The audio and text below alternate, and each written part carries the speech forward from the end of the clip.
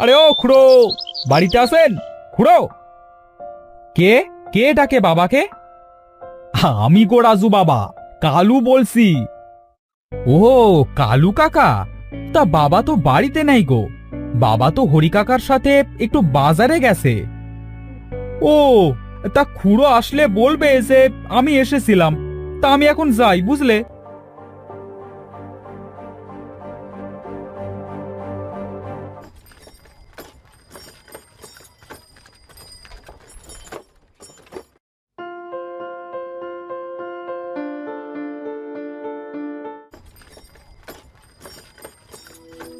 বাবা, ও বাবা, এই কালু কাকা এসেছিল গো তোমার কাছে।